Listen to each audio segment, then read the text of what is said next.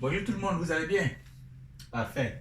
Alors aujourd'hui, nous allons faire un retour sur le cercle trigonométrique à travers différentes approches pour que tout le monde comprenne bien la matière et pour qu'il n'y ait aucune ambiguïté. On est d'accord? Alors, donc, considérons un cercle dont le centre O coïncide avec l'origine d'un repère cartésien X, Y. On est d'accord? De plus, ce cercle-là a un rayon qui est égal à l'unité, c'est-à-dire le rayon est égal à 1. 1 mètre, 1 kilomètre, n'importe quoi, jusqu'à la 1. Ok? Alors, et considérons un point P sur ce plan, sur ce cercle-là. Ok? De sorte que ce point-là a pour coordonnées A et B. Ça veut dire que l'abscisse de ce point P est A et son ordonnée est B. D'accord? Ok. Là, ces coordonnées-là sont obtenues en faisant quoi? En faisant des projections orthogonales sur les axes. D'accord? Ce qui veut dire que nous avons un angle droit ici, de même un angle droit ici aussi. Ok? Alors du coup, on obtient un triangle rectangle comme ça. D'accord? Et quand on a un triangle rectangle, on a une très bonne, un théorème ou une relation de Pythagore qui s'applique ici. En l'occurrence, l'hypoténuse au carré est égale à la somme des carrés des cathètes. On est d'accord? Donc, 1 au carré égale à A au carré plus B au carré. On est d'accord? Alors, maintenant, cherchons maintenant à introduisons maintenant un angle ici. Tout le monde le voit, on a un angle ici, de toute façon. Ok? Et cet angle-là, appelons-le alpha. On est d'accord? Alors, en trigonométrie, on a appris que le cosinus de l'angle là s'obtient en faisant quoi? En prenant le côté adjacent divisé par l'hypoténuse. Donc, le cosinus alpha égale à côté adjacent qui est A divisé par l'hypoténuse. A divisé par 1, donc égal à A. Et le sinus c'est le côté opposé à l'angle divisé par l'hypoténuse. Ce côté opposé là, c'est la même grandeur qui est là, c'est-à-dire le B. Donc B divisé par 1 égale à B. Ok? Alors, puisque sinus alpha égale à B et cosinus alpha égale à A, on remplace le A et le B par le sinus et le cosinus là. Donc, on obtient que 1 au carré ou bien 1 égale à A au carré qui est cosinus alpha au carré et B au carré qui est sinus alpha au carré. Et donc là, on obtient la première relation trigonométrique, la première identité trigonométrique qui est donc là. On l'appelle relation 1 ou bien identité 1. Ok? Alors, donc jusqu'à présent, on est d'accord là. Et maintenant, j'avais dit dans mon explication, dans une explication, que cet angle-là, pardon, que l'angle-là était pi sur 2 moins alpha, n'est-ce pas? L'angle qui est bleu comme ça. Alors, comment on sait ça? Ok, regardez simplement. Vous voyez, cette droite-là et cette droite-là sont bien parallèles, n'est-ce pas? Cette droite-là et cette droite-là sont parallèles. Ce segment-là et ce segment sont parallèles. Et du coup, on voit que la droite 1 là, l'hypoténuse de ce triangle-là, donc coupe les deux parallèles en deux points ici. Donc, ce qui veut dire que c'est l'angle qui est là et l'angle qui est là sont égaux. D'accord? Là, c'est alpha, ça aussi c'est alpha. D'accord? D'accord. Si ça c'est alpha et qu'on est d'accord que ça fait 90 degrés ici, alors cet angle est égal à quoi maintenant? On peut faire ça simple. On sait que la somme des angles dans un triangle quelconque est égale à 180 degrés, n'est-ce pas? Donc, 90 degrés plus ça égale à 180 degrés, n'est-ce pas? Là, lui, on l'appelle bêta, par exemple. L'angle V, disons l'angle V. L'angle U, disons, ouais, l'angle V. Cet angle-là, il est V. Ok? Alors, Si on applique la somme des angles d'un triangle, on a 90 degrés plus V plus cet angle qui est là, il est alpha parce qu'on a expliqué là, les deux droites sont parallèles, donc cette droite qui la coupe pour la forme des angles qui sont égaux. Donc plus alpha égale à 180 degrés. Ok. Et donc, d'abord on isole les deux là. On garde les deux là comme ça. On isole les deux là. J'écris ici, donc ça fait V plus alpha égale à quoi? 90 passe ça fait moins 90, ça fait 180 moins 90, ça fait 90, n'est-ce pas? D'accord? Et c'est le V on cherche. C'est le V on cherche. Donc on isole le V en faisant quoi? En faisant alpha, en faisant moins alpha à gauche à droite. C'est la même chose que V, l'angle V égale à quoi? 90 moins alpha. Ok? Et 90 c'est quoi? C'est pi sur 2. Pi sur 2 moins alpha. On est d'accord? Donc c'est clair que cet angle-là égale à pi sur 2 moins alpha. C'est clair pour nous. Ok? Pas à pas, on va vraiment aller pas à pas pour que tout le monde comprenne la base du triangle trigonométrique. Et puis si on comprend ça, on va pouvoir comprendre le reste. Ok? Alors maintenant, si j'ai alpha ici, je vais bien former un angle, l'angle opposé à alpha qui est moins alpha. Ça, je peux le faire simplement comme ça. Je peux donc le faire simplement en faisant, en projectant comme ça. Donc l'opposé de ce P là, il est ici. Et donc, l'angle qui est au milieu ici, c'est aussi l'angle opposé à alpha. Ok? Donc, on a un rayon ici aussi, rayon 1. Alors, donc, si ça c'est alpha, ça veut dire plus alpha. L'angle qui est comme ça là, qui est formé en quittant de 0 à comme ça, c'est moins alpha. Ça, on est d'accord. On est d'accord? On est d'accord. Ok? Alors, voilà une façon très simple de former donc les angles remarquables dont on avait parlé la première leçon. Ok. Maintenant, je trace. Donc, je trace ce rayon-là, je forme le diamètre à travers le cercle. Ok? Je suis libre là. Si j'ai un rayon, c'est que j'ai un diamètre aussi. Oui. J'ai un rayon, donc j'ai un diamètre. Je forme juste le diamètre comme ça. Ok? Là, c'est mon diamètre. Et donc, j'obtiens un autre P ici, un autre point. Lui-là, on peut l'appeler point P1. Donc, lui-là aussi, je peux l'appeler P2, par exemple. Sans gêner quoi. Ça ne gêne pas. Ok? Je vais juste effacer ce qui est là. Ça, on a déjà vu ça, donc ce n'est pas important là.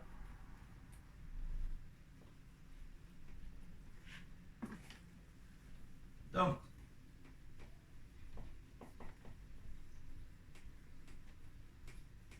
alors, j'ai un rayon, donc je peux avoir un diamètre. Ça, c'est pas un problème. Donc là, on a notre P1 ici. Ça, c'était P1.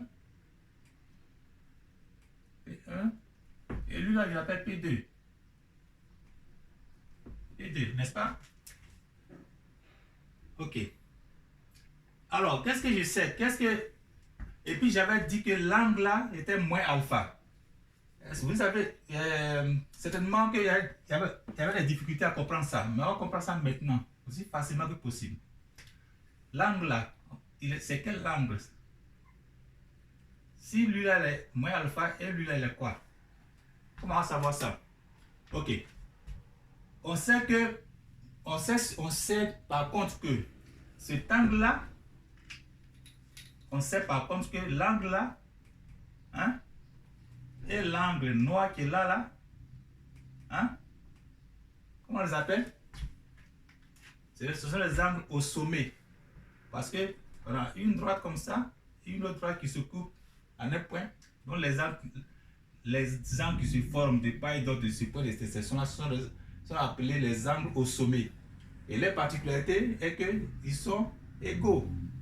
D'accord? Si ça c'est moins alpha, c'est que ça aussi c'est moins alpha. Parce que les deux sont des angles opposés, des angles au sommet. Ce sont des angles au sommet. Donc on est d'accord. On est d'accord que ça là c'est moins alpha. On est d'accord? Ok. Si ça c'est moins alpha, et ça aussi c'est moins alpha, et que quand on veut compter, si je suis là à moins alpha, ça là, comme ça ici à moins alpha, non? On est d'accord? Et si je veux compter, si je veux maintenant prendre l'angle, je peux juste tracer comme ça. Si je veux prendre maintenant un nouvel angle de ce point-là, d'ici là, jusqu'à ici, quelle est sa grandeur? Hein? C'est qui là? C'est-à-dire l'angle qui est sur ce diamètre qui a été formé par là. Quelle est sa grandeur? Quelle est sa grandeur? Sa grandeur c'est quoi? C'est moins alpha plus pi. Tout ça c'est pi. Donc on a moins alpha ici, on a moins alpha ici, plus pi. Moins alpha plus pi, c'est la même chose que pi plus alpha. Pi moins alpha. Moins alpha plus pi, c'est la même chose que pi moins alpha. Donc cet angle-là, l'angle qui est ici, là, c'est pi moins alpha. Ok? Donc l'angle qui se forme ici, où il est? Voilà. Si ça, donc si ça c'est alpha, ici, ça c'est alpha, ce qui est là, c'est pi moins alpha. On est d'accord? Donc ça c'est là le point P à l'angle pi moins alpha. Ou alors, regardez, si ça c'est moins alpha, ça on est d'accord que c'est moins alpha parce que cet angle et puis cet angle là sont des angles au sommet. Ça c'est moins alpha, n'est-ce pas? Or si j'ai tout ça, pi, hein, et puis j'enlève moins alpha. Donc ce qui reste là, c'est quoi? Ce qui reste là, ce qui reste ici là, c'est quoi? Ce qui est là en... Quelle couleur je vais prendre?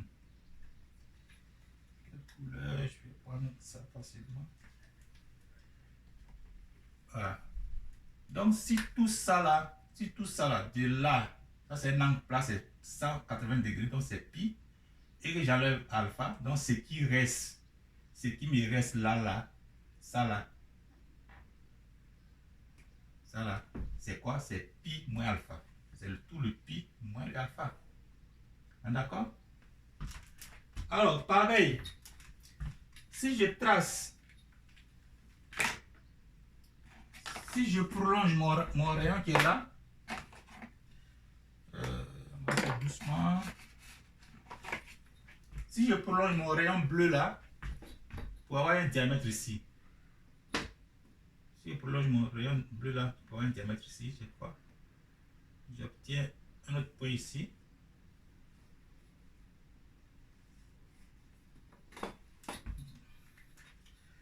Le stylo se soit séché.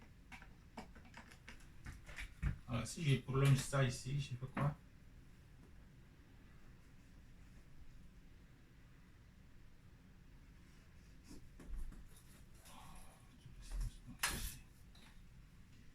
On va faire doucement.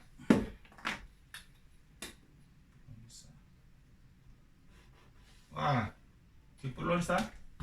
Si je prolonge ça ici comme ça, alors l'angle qui est formé de là, je ferme tout ça, jusqu'ici là, hein, de 0 jusqu'à ici là, non pas jusqu'à là, mais jusqu'ici, pardon, de 0 jusqu'à ici. Quel est l'angle qui est formé de 0 jusqu'à ici? Ok? Alors, il est très simple. Sa valeur c'est alpha d'abord, plus 180 degrés. Parce que de là à là, sur ce diamètre là, c'est 180 degrés. Or que ce diamètre a été, on le considère à partir de alpha. Donc on a déjà alpha plus 180 degrés. D'accord? Donc ce point P qui est ici là, on l'appelle P3, il est à l'angle pi plus alpha. Ok? Et le P4 ici, le P4, il est à l'angle moins alpha. Ah, d'accord? Alors, donc, cet angle qui est ici, là, son cosinus, ici, là, il a le même cosinus avec, on fait comme ça.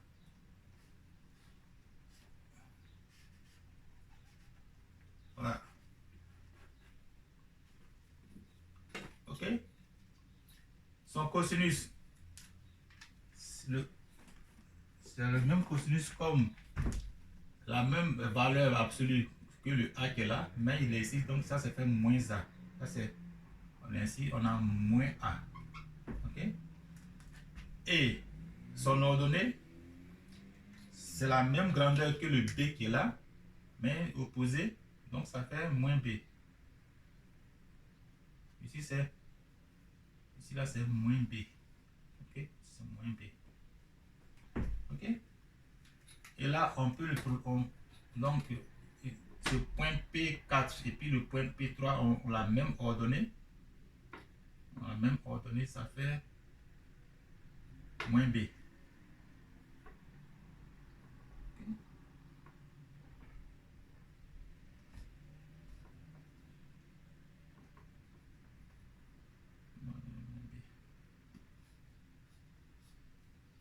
Ok. Alors, donc ici c'est pi plus alpha. Pi plus alpha. Pi plus alpha ici. Et puis le côté c'est moins alpha. Pi 3. Pi plus alpha. Et puis pi 4. P2 moins alpha. P2 de pi moins alpha. Ok. Alors si on calcule les cosinus, les sinus là, on retrouve la même chose. Donc je vais juste alors voilà, donc si ce V là, cet angle là c'est V, on l'a trouvé c'est pi sur 2 sur alpha. Alors donc on voit que sinus pi sur 2 moins alpha, c'est-à-dire le sinus de l'angle V qui est là, le bleu là, son sinus c'est quoi? C'est côté opposé divisé par l'hypoténuse. Le côté opposé là, cette longueur là, c'est la même chose qui est là. Ok? Égal à quoi? Donc égal côté opposé, c'est ce côté là qui est A divisé par 1. Donc égal à, or le A c'est quoi? Le A c'est cosinus alpha. Donc égal à cosinus alpha. Ok? Et si on prend ici le cosinus de pi sur 2, est-ce que tout se voit dans la caméra? Faut pas encore, on va, voilà, ça c'est jusqu'à présent c'est passé. Ok, on va descendre la caméra pour ne pas que tout,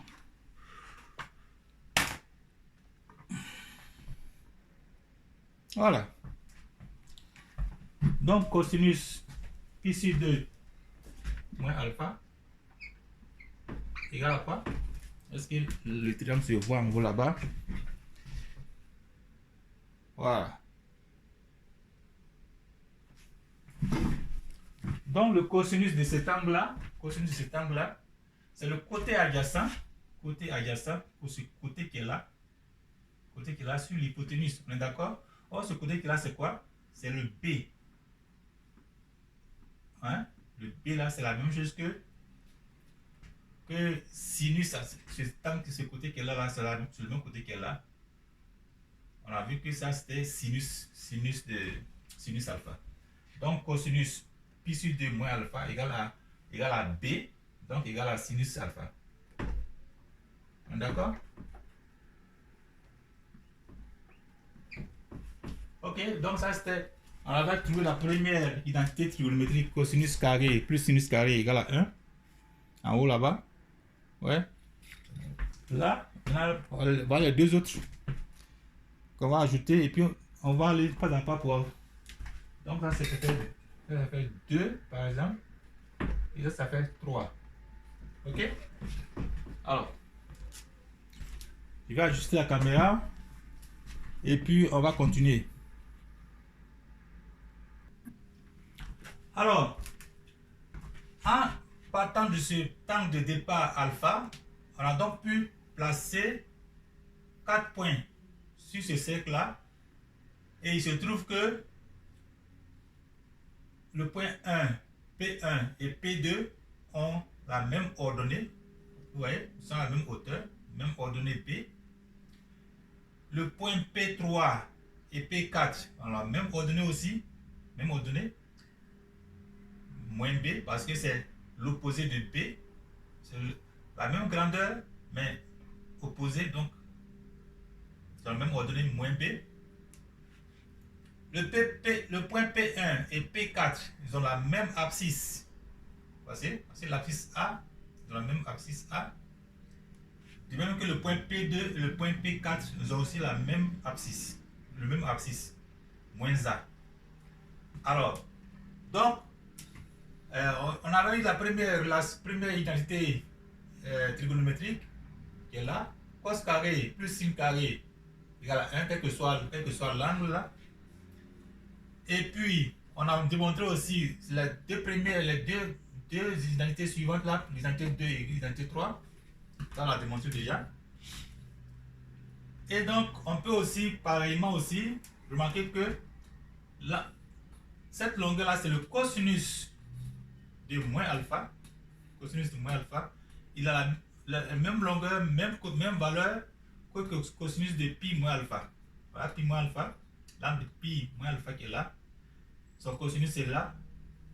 Même valeur que cosinus de moins alpha. Ça a aussi la même valeur que le cosinus de pi plus alpha. L'angle noir qui est là, c'est pi plus alpha. Son cosinus il est là et son sinus il est là. Ok? Alors donc avec ça on a pu donc construire donc toutes les autres identités trigonométriques. Cosinus de pi moins alpha égale à cosinus de pi plus alpha égale à cosinus de moins alpha, comme je l'ai dit, cosinus de pi moins alpha qui est là, égale à cosinus de moins alpha, son cosinus est là, égale aussi à cosinus de pi plus alpha. Ok? Voilà, pi plus alpha, son cosinus est là. Et le sinus de pi moins alpha, voilà l'angle pi moins alpha, son sinus est là. Alors, rappelez-vous, toutes les valeurs qui sont le long de l'axe des ordonnées sont celles qui sont donc qui équivalent donc à sinus de l'angle. Toutes les valeurs de sinus de l'angle là sont ici. Et toutes les valeurs de cosinus de n'importe quel angle sont là. Ok? Ça c'est les valeurs positives de 0 à plus l'infini et les valeurs négatives de 0 à moins l'infini. D'accord? Pareil aussi, les valeurs positives de sinus sont là. Les valeurs négatives de sinus sont ici. Donc, on a donc pu déterminer que sinus de pi moins alpha égale à moins sinus de alpha. Sinus de pi moins alpha égale à moins sinus de pi plus alpha. Voilà. Sinus de pi moins alpha. Voilà pi moins alpha qui est là. Son sinus il est là, c'est B. Mais le B là opposé au sinus de pi moins alpha égale à moins sinus de pi plus alpha. Voilà, sinus de pi plus alpha. Voilà pi plus alpha. Son sinus il est là. Et c'est B. Donc, moins B, ça fait B. Donc, c'est ce qui est là. Moins sinus de pi plus alpha égale à sinus alpha. Donc, égale à B. Ok? Ensuite, on a vu que sinus de moins alpha. Voilà moins alpha. Voilà l'angle moins alpha qui est là. Son sinus, il est là. Ok? Et son cosinus, il est là. Donc, on voit que sinus de moins alpha, c'est l'opposé de sinus alpha. Donc, ça fait moins sinus de alpha. Ça fait identité 6. Et le cosinus de moins alpha, voilà moins alpha, son cosinus c'est sur l'axe. Ici là, c'est A. Et donc c'est la même valeur que cosinus de alpha. Donc cosinus de moins alpha égale à cosinus alpha. Alors, les propriétés, les identités 6 et 7, les identités 6 et 7 là sont appelées, enfin nous amènent à dire que, puisque sinus de moins alpha égale à moins sinus alpha, on dit alors que ça c'est une fonction impair. la fonction sinus est une fonction impaire. Notez ça. La fonction sinus est une fonction impaire. Donc, fonction impaire. J'ai pris seulement là, fonction impaire. On a une fonction impaire parce que, voilà, parce que sinus de moins V égale à moins sinus de V. Sinus, fonction impaire. Ok? Et cosinus de moins alpha égale à cosinus alpha. Alors, l'opposé de impair, c'est quoi? Fonction paire. Donc j'ai écrit la fonction sinus de x. Sinus de x de base, c'est une fonction impaire. Et là, ça veut dire que la fonction cosinus, donc j'écris comme ça, cosinus de x en général. Cosinus de x, c'est une fonction paire. C'est une fonction paire, pardon. Fonction paire. P-A-I-R-E. Ok? Alors, donc si on a compris tout ça, on va maintenant voir en détail. Alors, donc, avant de continuer, je vais insister. Si on prend un angle V, un angle comme ici, l'angle qui est... Bon, on obtient ça, c'est la réflexion. Le point P2 a été la réflexion du point P1 par rapport à l'axe des ordonnées. Donc, si on a un angle V ici, l'angle qui est là, à partir de 0 à P2, c'est pi moins V. Ok? Et puisque les sinus ont la même, ces deux points-là ont la même valeur de sinus, ça veut dire que si on a à résoudre, par exemple, une équation, il n'y a pas de place là, si on résout, par exemple, sinus de V, de façon générale, sinus de V égale à K, hein, ça égale à un nombre K, on ne le connaît pas, un nombre réel, ça veut dire que, ça nous amène à deux possibilités, ça veut dire que V, on a soit V égale à sinus moins 1 de K, sinus moins 1 de K, ou alors V égale à pi moins cet angle-là, ou alors V égale à pi moins sinus moins 1 de K. La sinus moins 1, là, vous captez ça sur la calculatrice. Ok? Alors, d'accord? Donc, si sinus V égale à un nombre, par exemple, K peut être 1 demi, 0,5, 0,4, 0,25, radical de 3 sur 2, radical de 2 sur 2, des trucs comme ça. Alors, si sinus V égale à K, alors V égale à sinus moins 1 de K, ou alors, ou alors V égale à pi moins sinus moins 1 de K. C'est-à-dire que, voilà, soit, donc on a l'angle V, ou alors l'angle pi moins V, qui ont la même sinus. C'est ce que ça veut dire. C'est la même valeur de sinus. D'accord? Voilà. Pareillement, il va juste, parce qu'il n'y a plus de place là, si efface là, c'est pas bon.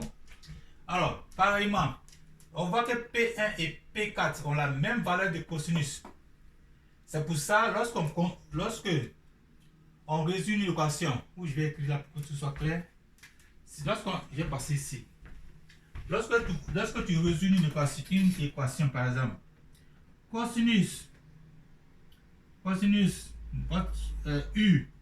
U bien V, n'importe quel angle, égale aussi à K, hein?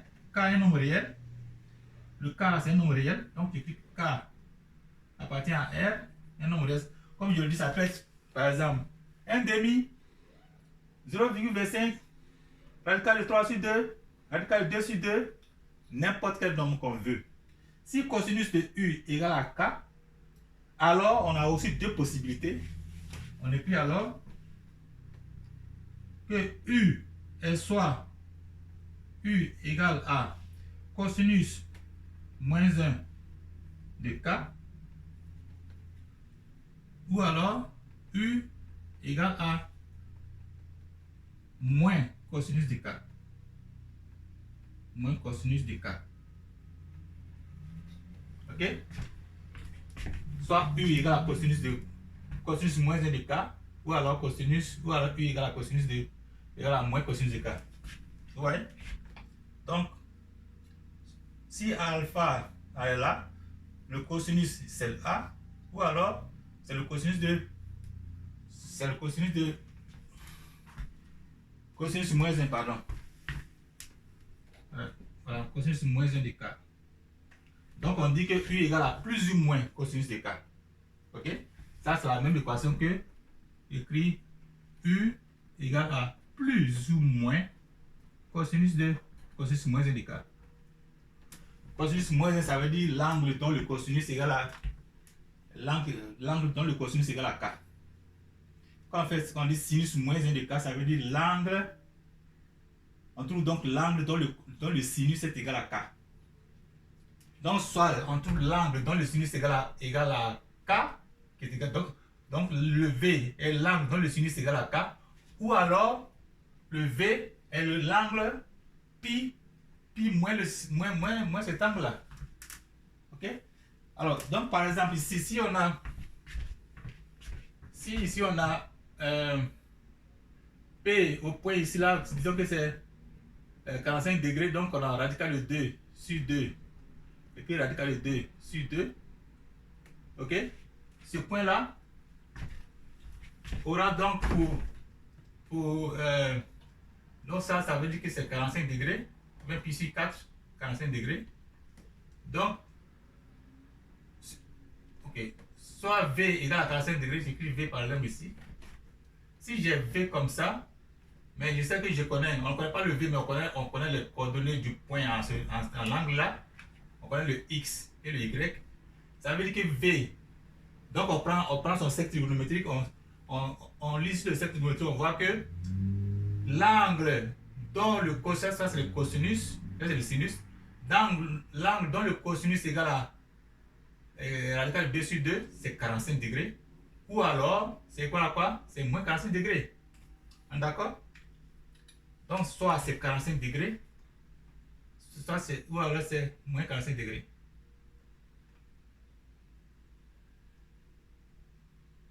Voilà. Ça veut dire que si tu résous l'équation, cosinus V égale à radical de 2 sur 2, ok? Tu veux trouver le V, tu prends donc ton cercle trigonométrique, et puis tu trouves deux valeurs, c'est-à-dire que V égale à 45 degrés, ou alors V égale à moins 45 degrés. Parce que ça c'est 45 degrés et son cosinus c'est là. Ça c'est radical, ça c'est, voilà. Et vous alors, ça c'est V, non? Et vous alors, moins V. Moins V. Donc si V égale à 45 degrés, c'est que moins V égale à voilà, le moins V aura aussi la même valeur de cosinus qui est là. Même valeur. Pareil, si le sinus égale à, si je résout donc l'équation, il n'y a pas de place pour écrire là, mais je vais juste, il faut que tout le monde, vraiment, il faut que ce soit clair cette fois-ci là. Donc j'écris ici. Si on a sinus, il faut que tout soit clair cette fois-ci.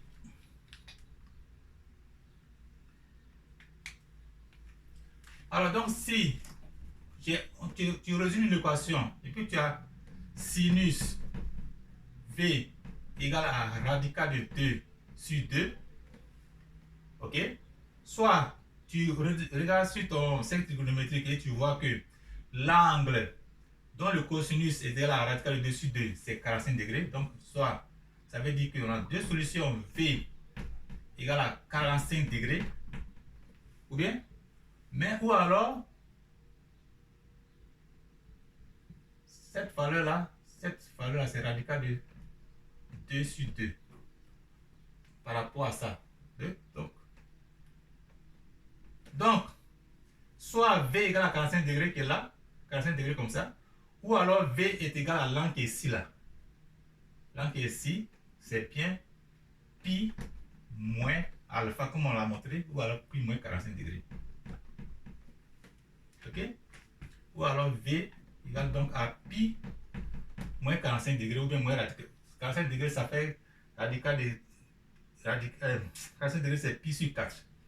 Donc, soit V égale à 45 degrés ou alors V égale à pi moins 45 degrés parce que ces deux angles-là, cet angle-là et puis l'angle qui est là, ont la même valeur de sinus. On est d'accord maintenant? Voilà, pi moins 45 degrés ou alors 180 moins 45 degrés. Alors, moins 45 degrés. Soit on écrit tout en degrés ou alors on écrit tout en radians. Donc, pour ne pas mélanger les esprits là, que j'écris comme ça, 180 moins 45 degrés. Ok? Donc, soit V égale à 45 degrés ou alors V égale à 180 moins 45 degrés. Ou alors V égale à pi sur 4. Si sinus V égale à radical de 2 sur 2, ça veut dire que V égale à pi sur 4 ou alors V égale à pi moins pi sur 4. D'accord? Alors avant de terminer, je vais juste ajouter la dernière propriété dont j'avais parlé la dernière fois. Il n'y a pas de place, je ne vais pas effacer quelque chose pour ne pas... Mais je vais juste apercevoir la caméra parce qu'il y a un peu de place en bas là. Ok? Donc la dernière propriété que je vais expliquer d'abord en décrit est que, comme vous l'avez compris maintenant aussi, si je pars d'un point P du cercle et puis je fais un tour, 2 tours complets, 3 tours, 4 tours, 5 tours jusqu'à n tours. Le n c'est un nombre entier. Je vais toujours tomber sur la même position. Donc le point que l'angle que je vais obtenir là, ce sera différent de l'angle de départ, mais ils auront toujours la même valeur de cosinus et de sinus. D'accord? C'est pour ça que on a notre 8e et 9e identité trigonométrique que je vais écrire là maintenant, qui dit que, comme il avait dit, quel que soit V, l'angle V, et quel que soit n appartenant à Z, on a alors les deux propriétés cosinus V égale à cosinus de V plus n fois 2pi ou bien n fois 360 degrés, ou alors on a aussi sinus V égale à sinus de V plus n fois 2pi. Ouais. Donc ça fait donc on a 7 ici, relation 7, identité 7, identité 8 et identité 9. D'accord? Alors j'espère que maintenant là, tout a été vraiment clair à mon avis, tout est clair. Si ce n'est pas clair, ne tardez pas, contactez-moi comme vous l'avez fait maintenant là. Contactez-moi, dites-moi, monsieur, je n'ai pas bien compris ici. Moi, je vais prendre mon temps, je vais le refaire. Aucun problème avec ça. Ok? Ça, c'est une question d'amour pour moi. Donc, ça fait plaisir de reprendre. Ok? Si vous voulez de reprendre, je reprends. Ok? Alors, donc, j'espère que tout est bien maintenant. Et que vous allez pouvoir... Donc, après ça, je vais maintenant montrer comment... en détail du début jusqu'à la fin, je vais montrer comment tracer le graphique d'une fonction sinusoïdale, soit la fonction canonique de la fonction sinus à la forme canonique, ou alors fonction cosinus à la forme canonique. C'est ce que je vais faire maintenant. Ok? Donc, tout est bien rentré. Nice. Ce sera une vidéo longue, mais vraiment, c'était nécessaire.